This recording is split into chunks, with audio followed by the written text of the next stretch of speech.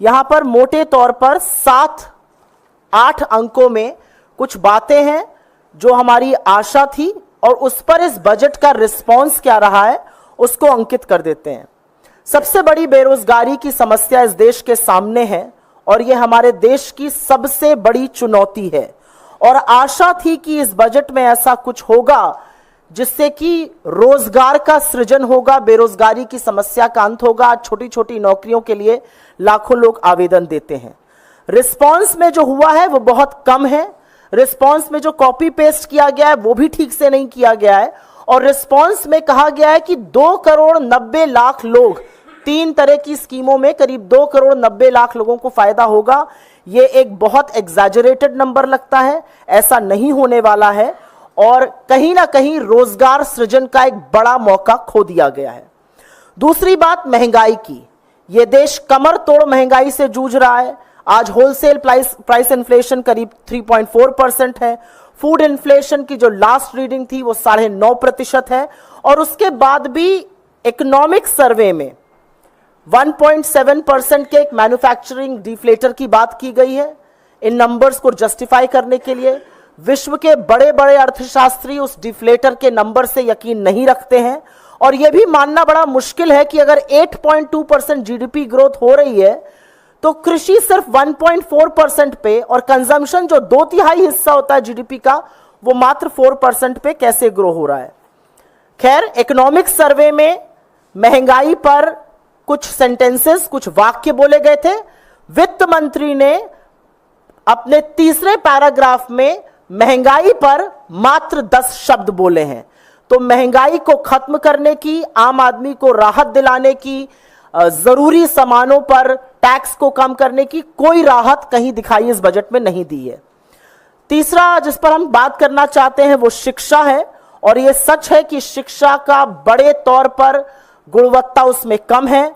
आज बच्चे अपनी क्लास के हिसाब से, आधे से ज्यादा बच्चे अपनी क्लास के हिसाब से, जिस क्लास में वो हैं उस तरह का ना टेक्स्ट पढ़ सकते हैं, ना उस तरह की मैथ कर सकते हैं, ना उस तरह का गणित कर सकते हैं और यह भी माना जाता है कि उस तरह की स्किल नहीं है। तो शिक्षा पर कहीं ना कहीं ध्यान देना जरूरी था। एक और बात, और यह बहुत बड़ी बात आज की तारीख में, यह बहुत गर्म मुद्दा है, यह बहुत बड़ा मुद्दा है और वो मुद्दा नीट का है। नीट की परीक्षा जिस तरह से लीक हुई, नीट वो परीक्षा है जो स्कूल के शिक्षा के बाद होती है, 12वीं के तुरंत बाद की परीक्षा है और आशा थी कि इस पर बजट में कुछ ना कुछ अंकित किया जाएगा, लेकिन नीट पर एक शब्द नहीं बोला वित्त मंत्री ने। स्कूल एजुकेशन का यह हाल है कि लगातार बजट के बनिस्पत स्कूल एजुकेशन के बजट को घटाया जा रहा है और पिछले बार के बजट में 1,16,417 करोड़ रुपए खर्च करने की बात थी, लेकिन जो अनुमानित, जो रिवाइज्ड हुए हैं फिगर्स, उसमें वो 1,08,868 रुपए खर्चा हुआ है। करीब 8,000 करोड़ रुपए एजुकेशन पर, शिक्षा जैसी चीज पर कटौती की गई है।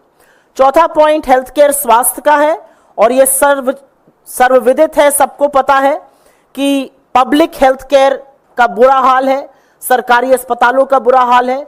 डॉक्टर की, नर्सेस की, टेक्नीशियंस की कमी तो है ही, जांच की मशीनों की, डायग्नोस्टिक्स की भारी कमी है और यह माना जा रहा था कि हेल्थ पर, स्वास्थ्य पर खर्चा ज्यादा किया जाएगा, लेकिन स्वास्थ्य पर भी जीडीपी के बनिस्पत खर्चा घटाया जा रहा है और अब सिर्फ वो 1.9% रह गया है।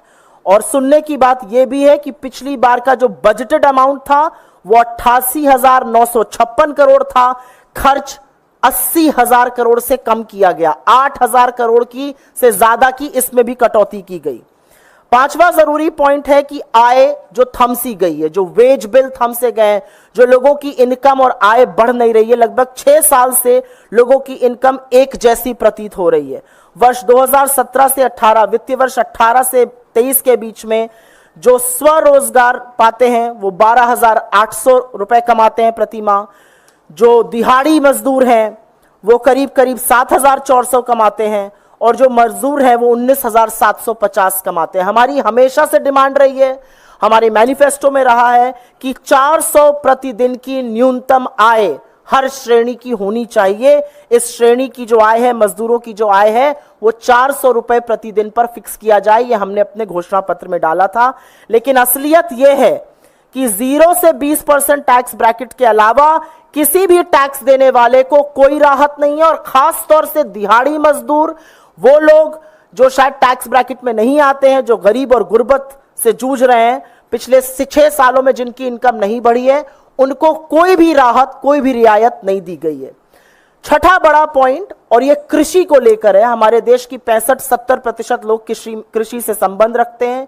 एक ही मांग लगातार किसान कर रहे हैं। किसानों की शहादत भी हो गई, किसान आज भी मांग कर रहे हैं कि एमएसपी की कानूनी गारंटी हमें मिलनी चाहिए। इस कानूनी गारंटी का उल्लेख उस घोषणा पत्र में भी है कांग्रेस के, जिससे कॉपी पेस्ट करने का तमाम काम वित्त मंत्री ने किया है। काश उन्होंने यह भी किया होता, लेकिन रिस्पांस में उन्होंने कृषि का बजट घटाया है as a percentage of the budget. और एक यह भी सत्य है कि एमएसपी की लीगल गारंटी पर, कानूनी गारंटी पर उन्होंने एक शब्द नहीं बोला है। 7वीं बड़ी बात, एजुकेशन लोन्स को लेकर कहा गया। और क्योंकि इतनी ज्यादा बेरोजगारी है, लोगों की आय कम है, महंगाई ज्यादा है, जो एजुकेशन लोन लिए गए थे, हमारी ये मांग थी, हमारे घोषणा पत्र में भी हमने अंकित किया था कि एक बार जो आउटस्टैंडिंग एजुकेशन लोन्स हैं उनको माफ कर दिया जाए। लेकिन ऐसा नहीं हुआ और रिस्पांस में एजुकेशन लोन देने की बात हुई, लेकिन जो एजुकेशन लोग लेकर आज जूझ रहे हैं उस एजुकेशन लोन को चुकाने में, क्योंकि उनको नौकरियां नहीं मिली हैं, उनके परिवार की आय कम हो गई है, वो महंगाई से जूझ रहे हैं, उसके बारे में कुछ नहीं किया गया और वो जरूर इससे निराश होंगे। अंत में एक बहुत ज्वलंत और बहुत बड़ा मुद्दा इस समय अग्निपथ स्कीम को लेकर है। लगातार हम देख रहे हैं कि सेना उसका विरोध कर रही है, लगातार शहीद परिवार उसका विरोध कर रहे हैं।